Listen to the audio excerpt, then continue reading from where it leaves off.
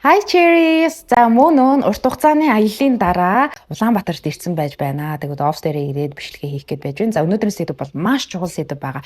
За энэ юу вэ гэхээр та нар гарчиг дээр харж байгаачлан Blackpink хамтлагийн талаар сонь сайхантай ойрын үед яг Blackpinkтэй холбоотой ямар сонь содон мэдээлэлүүд байна вэ гэдгийг хөрөх гээд одоо ингээд сууж байна. Энд тэндээс ингээд мэдээлэлүүд цуглуулж яваад баг багаар цуглуулсараа байгаад маш олон мэдээлэлүүд болцсон байна. Энд тэндээс нь яриад явчих. За яг одоо би тураадаг Animentic кофегаа ууж та нараас сонирхоод үзээрэй. За кофегаа уунга Blackpink хамтлагийн талаар ярилцгаая. Окей. За эхний мэдээлэл болохоор Blackpink хамтлаг маань болохоор Deadline гэдэг аялын тоглолтоо хийж байгаа. Хамгийн ихэнд болохоор Өмнөд Солонгосын Goyeon гэдэг газар тоглолтоо хийсэн. За тэгсэн чинь энэ тоглолтын хажуугаар бас сар мэдээлэл бас явж байгаа. Тоглолтыг үзгээд одоо мөнгөө төлөөд очисон хүмүүс маш том дэлгэцтэй. Тэгээ яг гол зүйлээ харж чадахгүй зүгээр дэлгэц ингээ ширтэх гэж бид нар мөнгө төлсөн байна гэсэн тийм шүүмжлэлтэй бас постууд явж байсан. Бас сонирм байгаа нэг том дэлгэцтэй. Уг нь бол ардаал нэг том дэлгэц тавьсан л бол хангалттай шүү дээ. Тэгэхгүй ингээ too much олон ингээ дэлгэц тавьсан бас тийм хүмүүсийг одоо дургуг хүргэсэн юм байна л да. За дараагийн мэдээлэл болохоор Blackpink хамтлагийн шинэ уран бүтээл болох Jump гэж дуу байгаа тийм үү. За энэ дуу болохоор саяхан 100 сая үзэлт хүрсэн. За энэ талаар ялангуяа Blackpink хамтлагийн албан ёсны Instagram хаяг дээр пост оруулсан байсан. 100 сая үзэлттэй боллоо гэд. Энэ дуутай холбоотой бас нэг тийм ямар юм сөрөг мэдээлэлүүд явж ирсэн бэ гэхээр Blackpink хамтлагчин ерөөсөө арын одоо green screen хэрэглэдэггүй. Ерөөсөө боддоор ингээд дэлбэрэлт те одоо background нь яг л боддоор байдаг байсан чинь энэ клип дээр чинь дандаа green screen аяг оруулсан байж штэ. Энэ чинь ингээд Blackpink үнэхээр өөр болсон байна гэсэн тийм шүүмжлүүд явж ирсэн. За энэ тал дээр зүгээр миний бодол гэх юм бол үгүй яагаад болохгүй гэж green screen хэрэглээл клипний уур амьсгал те өрмөц жоохон юм гачч гэм одоо гач гэх нь одоо юу гэмээр эвгүй ингээд толгоо молгоо ингээд юм галзуу сэтэтэй хүмүүс толгоо молгоо ингээд хам манд савч маваад амар эвгүй. Тэгтээ анх үзэхэд би бол яг үнийг хэлээд миний сэтгэл бол би юу үзчихвэ гэж бодож байсан. Тэгтээ яг тэр дуу нь өөрөө айгу сайн чанартай дуу учраас сонсох тусам гоё байсан. Тэгээ сая би өөрөө хөдөө орон нутгаар ингээд аялаа явж байхдаа хол замд машин дотор бол дандаа Jump-ыг сонсон. Манай охин хүртэл ээжээ Blackpink-ийн Jump гэдэг дуугийн тавьчихаа гэл.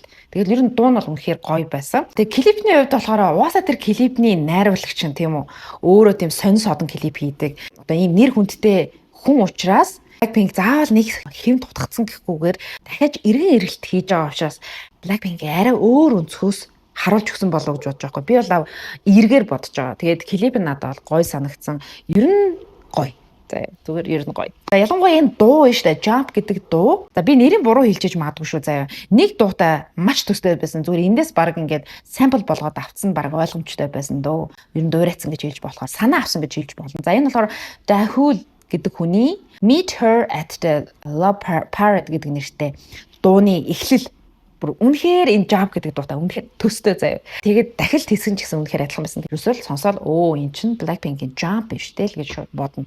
Тэгтээ яг заавал ингэж хуулсан инээ тэрэ гэж би бодохгүй байна. Зүгээр sample маягаар хуучны эртний дуунуудаас санаа аваад тэрийг шинжилсэн хувилбараар бол гарах нь бол зүгээр хэвийн зүйл байдаг. Тэгээд мэдээж албан ёсны эрхийг зохиогч ирэхээр бол авсан л ах гэж би бодож байна. Окей. За дараагийн мэдээлэл болохоор дөрү гэдэг дуу дээ штэ. За дүү гэдэг энэ дуун дээр болохоор яг ингэ дөрүүл ингэ бүжгэлжсэн чинь Jenny бүжгэлээ бочдог ингээд таг ингээд зогчдөг. Ингээд хажуу тийш ингээд хараа зогчдөг. Тэг хүмүүс болохоор тэрэн дээр Instagram болон TikTok дээр эсвэл юм богино short дээр юу ч хүмүүс шүүмжилсэн бэхээр Jenny угаасаа юм залах уу, юм бие тооцсон. Тэг energetic хувьтай байна. Бусд нь юм 100% ингээд бүгдээрээ бүжгэлж хахад Jenny бүр их цаантай ингээд ерөөсө хөдөлгөхгүй байна. Эсвэл би энэ яатсан инээ тэрэ би энэ өвдөд байгаа юм болов гэсэн тийм бас постуудыг би нийлэн бичлэгүүдийг богино бичлэгүүд харсан баггүй юу. Гэтэл яг үнэндээ та нар ингээд бүр томруулдаг шилээр заа эсвэл ингээд скринийг ингээд бүр ингээд томруулаад харах юм бол Jenny нэг гараараа ялангуяа энэ баруун талынхаа гараараа карманд нь байгаа микний өсгөвөрч юу лээ зөөвөрлөгч юу гэдэг вэ? За би мэдгүй. Одоо миний энэ микний энэ холбогч нь салцсан юм бэлээ. Тэгээд тэрийг холбох гээд ингээд цусалт хийсэн юм бэлээ шүү заяа.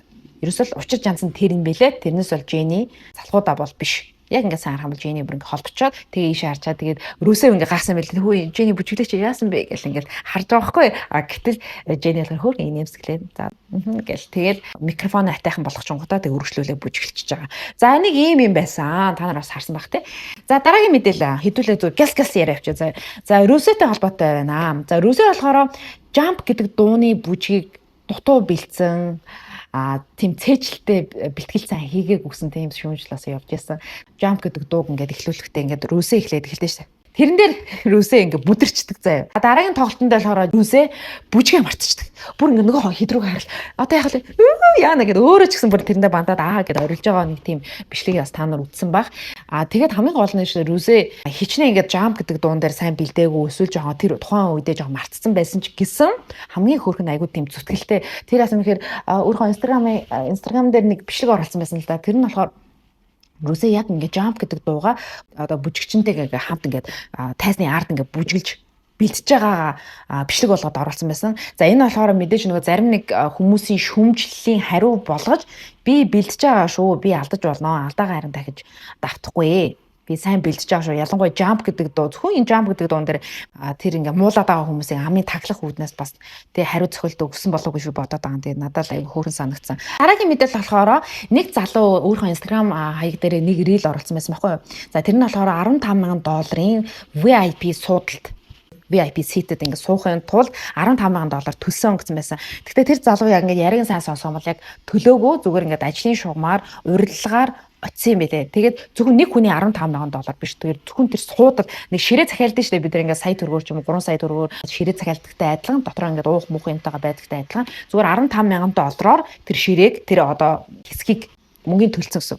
Юу үнэгүй байсан бэ гэхээр бүх хоол, drinks тэ уух юм одоо алкогол энэ төр бүгдээрээ үнэгүй байсан юм байлээ. Тийм доод хэсэгт VIP хэсгээс Blackpink-ийн тоглолтыг хамгийн ойроос үзсэн юм байлээ шүү. За дараагийн мэдээлэл болохоор Blackpink хамтлагийн Jump гэдэг дуу, Twice хамтлагийн This Is For гэдэг дуучин 7 сарын 11-нд хоёулаа зэрэг цацагдсан шүү дээ. Тэгсэн чинь M Countdown дээр хоёулаа энэ дуу өсөлдсөн юм байна. Blackpink хамтлагийнхан Twice-ыг ингээд ялаад Jump гэдэг дуугаараа ялалт байгуулсан. Хөгжмийн нэвтрүүлэгт ялалт байгуулсан. За дараагийн мэдээлэл рүү орцгоё. Лос Анжелест болсон тоглолтод ялангуяа Blackpink хамтлагийн илүү задгай хувцлалт байсан. Та нар анзаарах юм бол Солонгос тоглолтоо хийчээ дараа нь LA руу явсан шүү дээ. Тэгсэн чинь LA дээр очисон чинь Солонгосын нэг ёс уламжлалт те ил задгай хувцлаж болохгүй, хамаагүй хараалын үг хэлж болохгүй ч гэдэг юм тийм Аз соёл гэж бас байгаа тийм үү. Гэтэл яг энэний дараагаас Лос Анжелест очингуудаа тэр Blackpink хамтлагийн охтууд бол зүгээр шууд ингээд яг өөрсдийнхөө байсан зүгээр юу одоо юу гэдэг хитрхи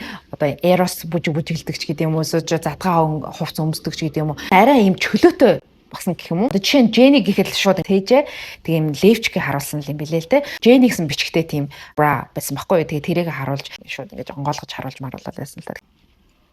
За дараагийн мэдээлэл болохоор 5 дахь тоглолтоо хийсэн Blackpink хамтлагийнхан сая хамгийн сүүлд Нью-Йоркт тоглолтоо хийжээд одоо 8 сарын 2-3-нд Парист тоглолтоо heid одоо тун утгагүй гэсэн. Тэгээд тэгээ энэ мэдээлэлтэй холбоотойгоор хятадд тоглолт хийхдээ ийм мэдээлэл явж ирсэн байхгүй. Гэхдээ үн ч юм худлаа ч юм уу тэгэхээр энэ яг батлагдаагүй. Энэ нь болохоор Blackpink хамтлагийнхан Бээжинд тоглолтоо хийж магадгүй. Тэгээ Бээжинд тоглолтоо хийхдээ шувууны үрд тоглолтоо хийж магадгүй гэж байгаа. Шувууны үрд чинь тий Бээжингийн Олимпийг зохион байгуулжсэн газар учраас маш том стадиум учраас YG Entertainment-ийн бол мөнгийг бүр хэд нуулж мөнгө олох боломж байгаа аахгүй. Тэгээд энэ одоо гэрээ хэлцээрийн л юм дээр явж байгаа шиг ба яг батлагдсан зүйл бол байхгүй. Яг ийм мэдээлэл бол яг явж байлаа. За дараагийн мэдээлэл болохоор Торонтод болсон тоглолтын үеэр Lisa Rosie хоёр болохоор Торонтод байдаг нэг ресторанаас гарч байх үед маш олон фэнүүд нь цугларсан.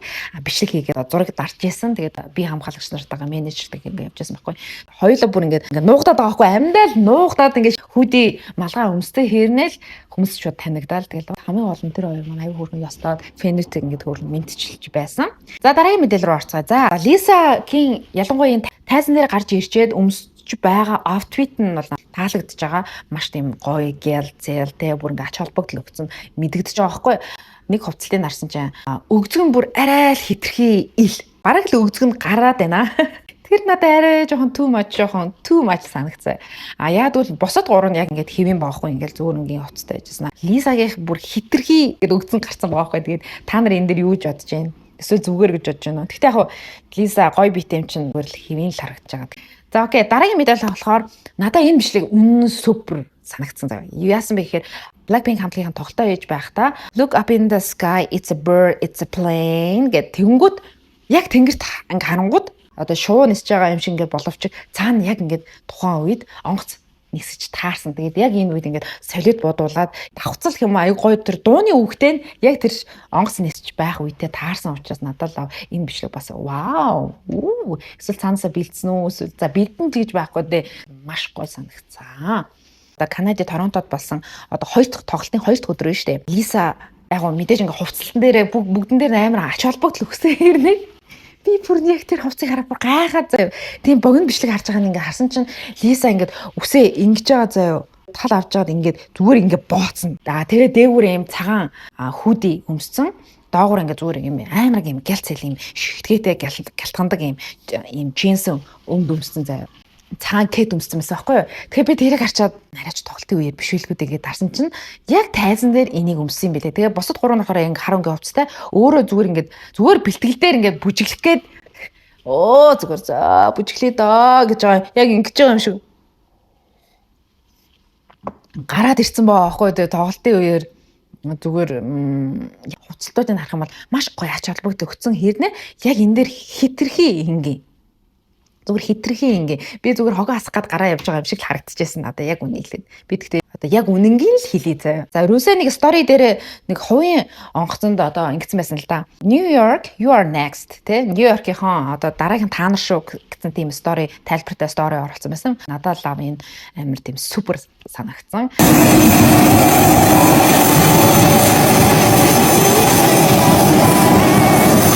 Сая болохоор Канадын Торонтогоос Нью-Йорк руу явсан гэж байна шүү дээ. Тэгээ Нью-Йоркоос цаашаа Парис руу тоглолтоо хийнэ. За дараагийн мэдээлэл рүү орцгоо. За Жисүү. За Жисүү манаас уг нь бол бүжгийн хөдөлгөөнөө нэг мартаад байдаггүй гişүн шүү дээ.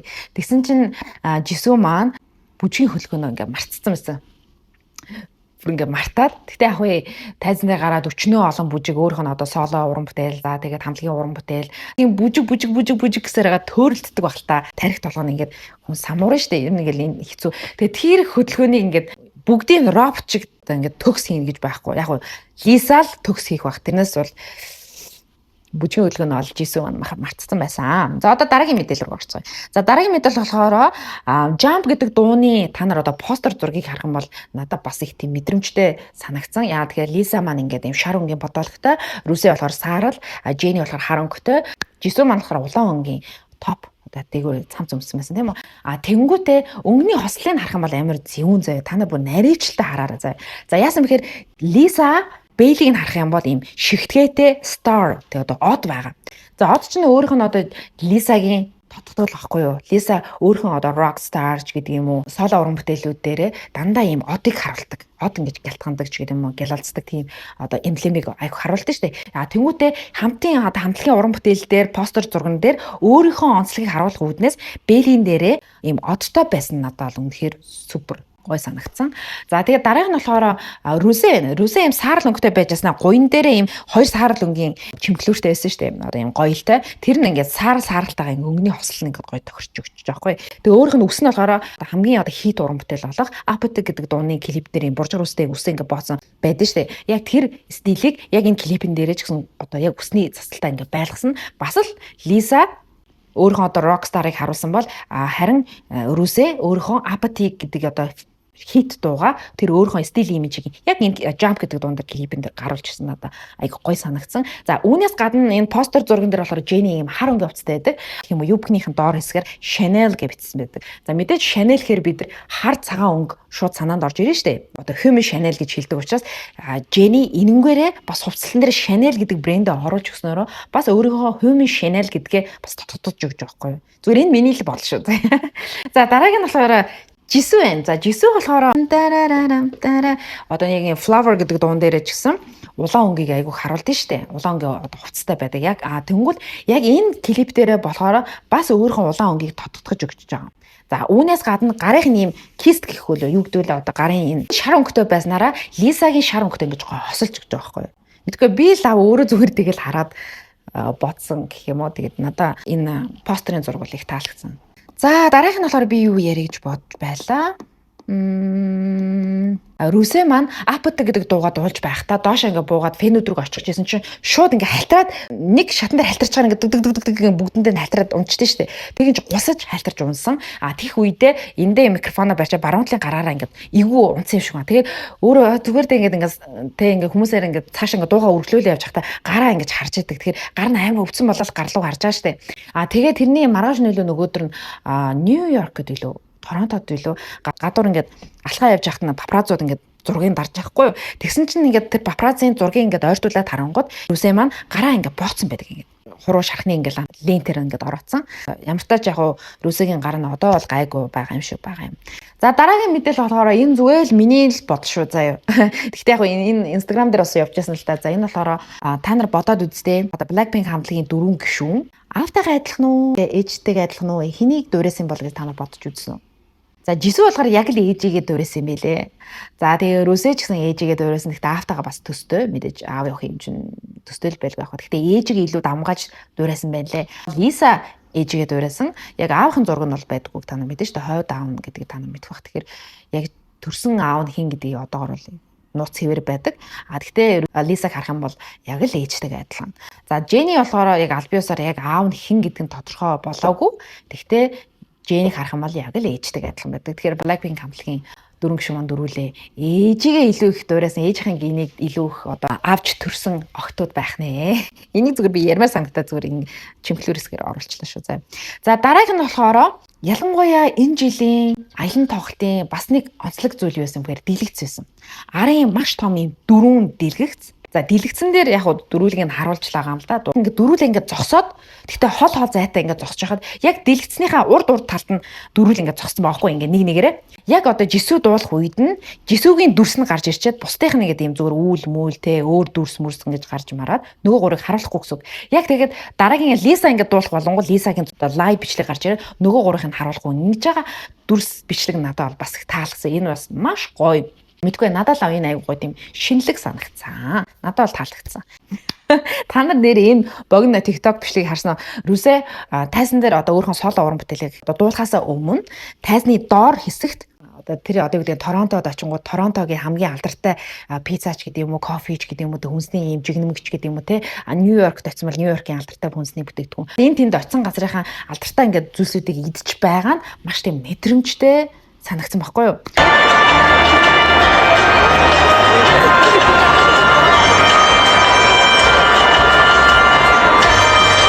Тэгээ би нэг зүйлийг бодож үзэхгүй юу. Хэрэг ингээд Монголд ирсэн бол Монголын юуг идэж харуулах болоо гэд. Магадгүй Монголын бууцэгч гэдэг юм уу те цовь идэж байгаа ч гэдэг юм уу. Айр гууж байгаа те нэг хул аягаар ингээд айр гуужсан. Ингэж явж ич бас магадгүй шүү дээ те. Дараагийн мэдээлэл болохоор энэ зүгээр бас миний бодол заяа. Нью-Йоркийн Day 1 дээр эхний өдрөө Жисүү бүр жимбитл нүсээ ингээд дээш ингээд пони шиг ингээд бооцсон байсан. Энэ нь Жисүүгийн гоо үзэсгэлэн зүгээр ингээд тооцогдоод өгсөн. Зүгээр царайлаг хүн учраас үсийг ингээд жимбитлэн боочгоо зөвхөн одоо бүх хүмүүсийн анхаарал нүүрэн дээр ингээд төвлөрч гэлж байгаа байхгүй юу? Харин Жисүү ингээд үсээ цатаа тавьчаар хөөрхөн л дөө угаасаа царайлаг юм чинь. Тэгтээ яг түүний маргааш Нью-Йоркт болсон тоглолтын өдөр дээр Жисүү зүгээр ингээд үсээ цатаа тавьсан. Зүгээр үсээ ингээд угаагаад тавьсан шинийг юм учиргүй ингээд буржуулгаа зүгээр ингээд хөсөлгөөд ингээд тавьсан байхгүй юу? Тэгэхэд Жисүүг харах нэг өөр Жисүүгийн тэр үсээ жимбитлэн боогоод тэгээд юм улаан өнгийн хувц өмссөн байгаа маш олон фэнүүдэд бас таалагдсан билээ. Вау, Жисүүд энэ хувцлалт нь одоо таарч байна, илүү зохиж байна, илүү хөөрхөн харагдчих юм гэж байгаа байхгүй. Тэгээд надад ч гэсэн үнэхээр их таалагдсан. Тэгээд та нар харах юм бол Dior-ийн ивентэд оролцохдоо Жисүү юм хар өнгийн одоо хувц өмссөн багтаа бас үсээ жимбитлэн боцсон байсан шүү дээ.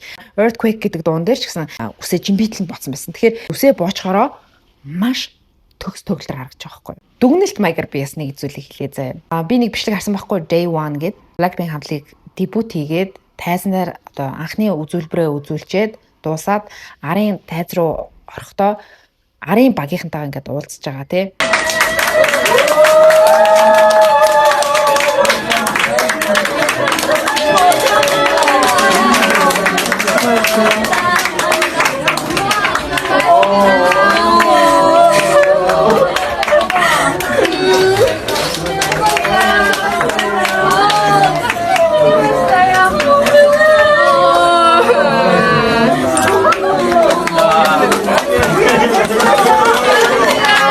Хүн болгоны ярианы сэдв болж байна гэдэг чинь Blackpink хамтлаг үнэхээр сайн дэлхийн хамтлаг юм байна, хүлээн зөвшөөрөгдсөн байна гэдгийг хэлж байгаа зүйл байхгүй юу? Тэгэхээр бид нар ч гэсэн энэ дөрвийн аль нэг нь муулах ямар ч шалтгаан байхгүй. Дөрвөлээ угаасаа хүн болгоныг татах юм урьдчилтай гişүүд байдаг. Ямар урт ярьчаа. За 34 минут тасралтгүй ярьсан байна шүү. Beach coffee-гоо уугаад дуусгачлаа. За тэгээд бичлэгээ ингээд дуусгая. За тэгээ миний бичлэгийг үздэг бүх хүмүүстээ маш их баярлалаа. Хэрвээ та миний бичлэгийг байнга үздэг хэрнээ subscribe дараагүй байх юм бол доор байгаа subscribe гэсэн товчлуур дээр дараарай. Дараагийн бичлэгээ би нэг ийм сэдв болсон заяа. Энэний өмнөх бичлэгэн дээр нэг хүн тэгсмээс ахгүй та коммент унсан нэг тийм бичлэг оруулаач гэсэн. Тэгээ би тэр фэнийхаа одоо үзэгчийн хүсэлтийн дагуу надаас ямар асуулт асуумаар байна? Юу сонирхож байна? Юу гэдэг та тэр хамтлагийг юу гэж боддог вэ гэдэг юм уу? Та тэрийг юу гэж боддог вэ гэдэг юм уу? Эсвэл харьцуулсан одоо юу гэж асууж болно заа. Эсвэл миний хувийн амьдралын талаар гэдэг юм уу? Эсвэл ажил мэргэжил юу ч байдаг заа. Q&A тийм бичлэг хийх юм уу гэж би бодоод байна. Хамгийн гол нь би коммент уншиж агаад асуултанд хариулах болно. Та нар яг одоо энэ Blackpink хамтлагийн бичлэгийн доор өөрийнхөө хүссэн асуултаа асуугаарай. Би бүгдэнд нь хариулах болно. За тийм ээ. За бүгдээрээ баяртай. Дараагийн бичлэгээр уулзцгаая. Түр пока. What the fuck? Guys, I think I used all my memory on GC's translation. Finding Nemo. Dory. Okay, GC, Our little Dory. should we move on to our next song? Yeah. Yeah? Which is? Like the race from